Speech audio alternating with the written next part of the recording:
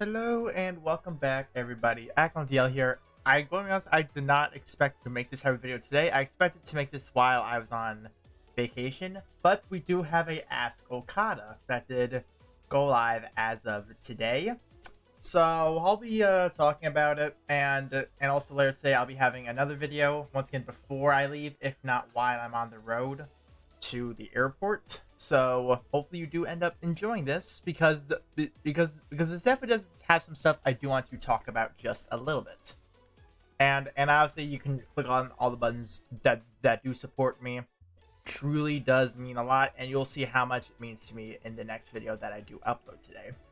So immediately talking about this, alright? So regarding changes in version 2.12.0, a player wrote in praise of the improvements made to the material drops as a welcome change for new players, but suggested that the rupee cost to craft these weapons may need to be adjusted as well.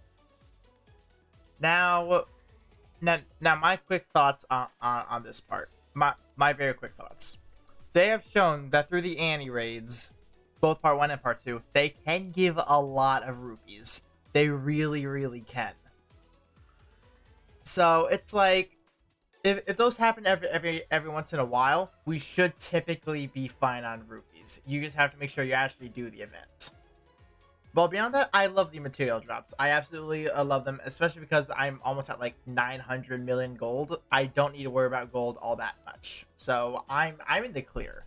I'm most definitely in the clear, and also there are other ways to farm gold as well. I do have a video on that already, in case if you aren't aware. So players were able to earn a significant amount of rupees during the recent Faith Forsaken raid event, and we gave each player 100 million rupees as part of the gifts for the October edition of this month in Dragalia Lost.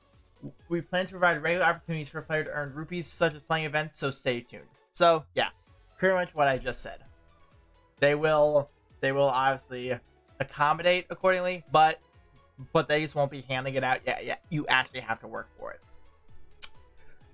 We received a request to increase the number of skip tickets that players are given. With so many different things to do in the game, it seems that many players are noticing their stock of these tickets dwindling dangerously low. We'll increase the number of requests that can be skipped using skip tickets and provide more of them each day in a future update. This first part definitely has my interest. Because this can go back to when there was another Ask Okada about them suggesting that, hey, why don't we make Aitos at least up the expert be able to use skip tickets? I think that this kind of says that it's actually going to happen. Of course, take it with a grain of salt, but I have a feeling maybe for the December, maybe January update, we might be seeing something like that. So definitely keeping your eyes open for that, because that is definitely going to be something that is going to be hounded upon. And also just obtaining more. I'm always down for that. A player wrote to express their appreciation for the large increase in material drops, but is worried that their stack of 7 materials will soon be completely full. I'm already full on a multitude of materials. It's actually annoying the shit out of me because my gift box, it can never hit zero. I'm stuck with materials in my no limit space. It's annoying as hell. They already have the massive amount of mana and crystals, forcing them to painstakingly dismiss the message that appears at the end of every quest, informing them. Yep. Would you consider increasing the storage cap for these materials, or adding an option to disable this message? Okay, so if they increase to the cap, that would be amazing. I would love that if they were to increase the cap. We programmed the game to display this message as a way to warn the player that they were no longer earning a particular material, but this and other feedback has helped us realize that not every player may need or want to see it every time they begin a quest with a full inventory. With that said, we will consider ways to alleviate the issue that this player is facing. So it's up in the air on one or the other. I'm fine with that, but those messages, they are annoying. They actually are annoying. So the final thing is, with the announcement that you guys thought I was okay at saying some shit. This says certain twice. No, let me actually read this how it's intended to be said. Okay. With the announcement that certain 5-star dragons can be unbound up to 5 times instead of 4, a player decided to stock up on the various draconic essences available from the main campaign. I did that, and damn, is it worth it? Because that means I can just immediately fifth unbind pretty much every essence dragon that comes out. It's a lifesaver. I'm so glad I did that during Annie. Thank you, future, not future. Thank you, past self. Thank you, past self. That was a godsend.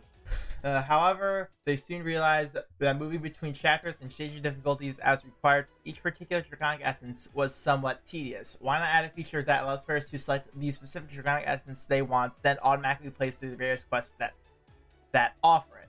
Okay, so let me say something about this really quick, right?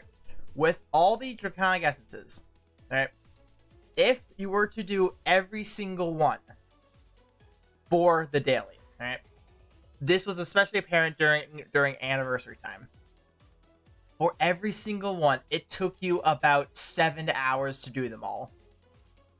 It was ridiculously tedious.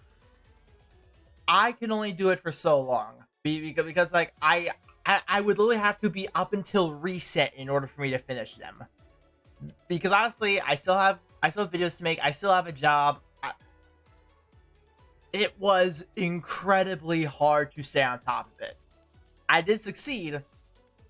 I didn't do it every single day, but I did succeed in my goal though. But it was incredibly hard to keep up with it. All right. So we understand how important it is for players to be able to unbind their eligible 5-star dragons to the 5th stage, since doing this helps these dragons become much more powerful and gives players without Okada dragons an easier time with high difficulty quests. With that in mind, we'll consider how to make this process less tedious.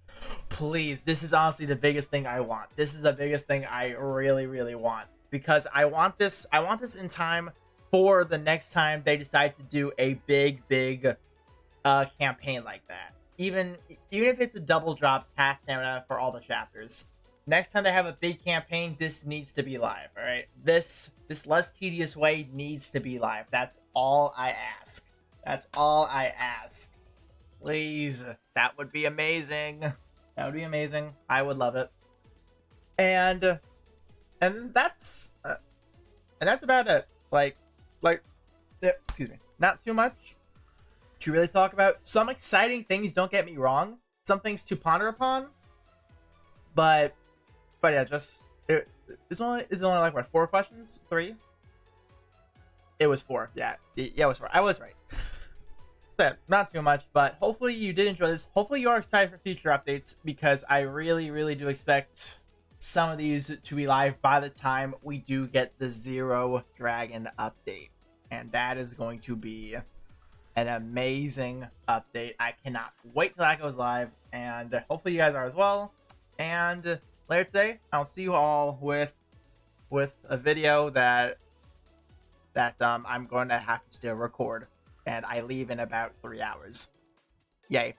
I'll see you all then.